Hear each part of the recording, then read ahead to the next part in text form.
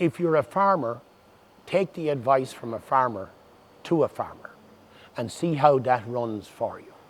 I'm not asking you to invest any more money, but I am asking you to invest in your herd of cows. It's not spending money, it's investing.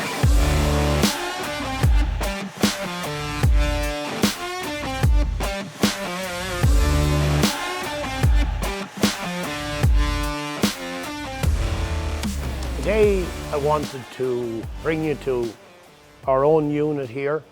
We're looking at the 22nd of February, and I suppose grass is in sight really for us here on this farm in about 2 to 3 weeks, and most of the spring calving farms that may well be getting there a little sooner. I wanted to chat to people in relation to what we're doing for our winter ration and to try and bring the importance of that balance and those intakes into what we should be doing over the next 150 days. If you look at this, we have a TMR, a total mixed ration, and in this, and based on the work of our nutritionists and advisors, we have there's 3 kilos of maize, wheat, barley, there's soybean, there's fodder beet, there's maize silage, and there's grass silage. And the amount of time that was taken to balance up this with several things in mind. One, that it has full nutrient value to supply to the cow to give us the output from the cow and protect the body condition as we're going along. We look at it, I think the critical thing here is that the feed is available. It's available for her every time she comes out there to take it in, and that it's well balanced. And the guys that put this together spend a lot of time looking at protein, energy, all of that. In 3 weeks' time, we're going to be bringing in grass here on this farm. And we've traditionally been zero grazing now for over 10 years. And we can measure the intakes very, very simply because we put the grass here, and if it's getting scarce, we need to get more. I look at the spring calving traditional dairy system where the cows go out onto the paddocks and they graze out there. And I suppose in the earlier paddocks, we're trying to get a cover of whatever the farmer sees fit for his cow type, and then start a rotation and be able to fulfill the need of the cow right along for whatever period of time. I suppose I always look at this time of the year with a word of warning, in the sense that if your grass paddocks aren't thick enough, you may well be bringing your cow's body condition down. You may be reducing your milk. So from a grass point of view, we recommend to our users, number one, and even to guys that are not our users, guys to go out and maybe bring in some grass by way of a contractor. You don't need to own a zero grazer to zero graze, and zero grazing is not about having cows inside. The cows are inside here because the bulk of our land is away from the parlour. And I probably believe if we had enough land around the place, we would still zero graze, because an integral part of what we do, but we'd combine it with some grazing. We've seen over the years one of the major pitfalls that we all fall into, or that the bulk of the spring calving man falls into, is high quality cows not going in calf. And when you're spring calving, you have a limited period of time. Otherwise, no matter what happens, she falls outside of that, and in the following year her lactation is going to be too short, so she's losing your money. What we say to people is, when you go out on your paddock for your first grazing, that first grazing, if the covers are right, is possibly the only grazing that you will get that dry matter from for that period. Because those cows going out, particularly this time of the year, they'll hoof mark it, they'll defecate it, they'll pee on it. So come 3 weeks' time, even with good growth, if there's better growth, you'll probably go out in 17 or 18 days. If there's poor growth, you might be at 21 days. But for sure, the same grass is not available because of what she's done in the previous grazing. And when you get to the third grazing, actually the same applies. Now, if you want to, you can maybe pre-mow or you can top, but it's not a traditional practice on a very, very busy spring calving farm. What we're saying to people, to maintain that intake, you need to bring in 4 or 5 kilos of dry matter of grass on a daily basis. And I'll get in a moment to the cost implications of not doing that. But if you bring in 4 or 5 kilos of grass, whether they take in 10 kilos of dry matter or 15 kilos of dry matter on the paddock becomes irrelevant if you're supplying the top up after the milking or after an evening or a morning milking, where they can make that readily available to themselves. So what you're allowing them to do is to have consistent high dry matter intakes from grass. The benefit of that, or the downside of not doing that, and I've seen it on the number of herds this year.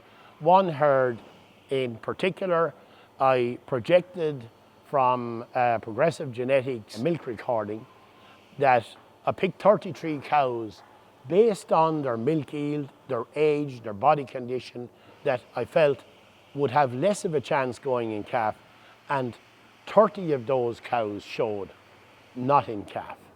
Now, there were probably 1,000 litres ahead of the herd average, but they were his best genetics. The reason they didn't go in calf is very simple. They weren't getting enough dry matter in to maintain body condition and milk to the level that they were doing anyway. So what happened there was they possibly came in heat, possibly went in calf, but probably reabsorbed maybe 6 weeks later and kicked themselves out of the system. The sad part of this, but also the most expensive part of this, is that those cows ultimately sold for €700 per head. So the top milking cows in the herd were now going out the door at 700. To replace those cows, there was heifers coming in, and those heifers, and we all know the cost of bringing a heifer into a herd could be anywhere from 1,300 to 1,500 euro per head. So if you analyze that, you now have brought in a heifer for 1,400 or 1,500 and sold a cow for 7. So your net cost is 700 per head. And on that herd, there was 30 of those cows. That was 21,000 euro. But the real cost has yet to come. Your heifer will generally produce 1,500 litres less than what that cow as a mature cow was producing before she exited. So you could look at easily another 700 euro of a cost for losing that cow. And these losses are outside of your normal cull rate for lame cows and older cows and cows with issues. These are outside of that. But where I find that it really kills you is the 30 cows you got rid of were your best 30 cows, and with sex semen, they would probably have produced the next 30 real key heifers to build that herd. This really happened because the intake of the cow wasn't adequate to sustain her body condition, to keep her pregnant or to make her pregnant, and to allow that. This is a major, major cost, and we see it on farm every single year on spring calving herd around the country. Bad weather can compound it, wet weather can compound it, because if you get wet weather, grazing out paddocks is more difficulty. And I know it's a change of mindset, but if you can convince yourself to bring in 5 kilos of dry matter for the first 150 days of lactation, you're not just attending to the needs of the 30 that you might have culled or the percentage you might have culled, you're actually attending to the needs of the entire herd of cows. You're really encouraging 2 to 3 kilos of additional dry matter intake. And you will see that in milk protein, you will see that in milk output, and you will see that in concentrate savings. So what I'm saying to you as a customer, as a potential customer, as someone else's customer, to have a look at the real costs involved in there and be able to deal with that.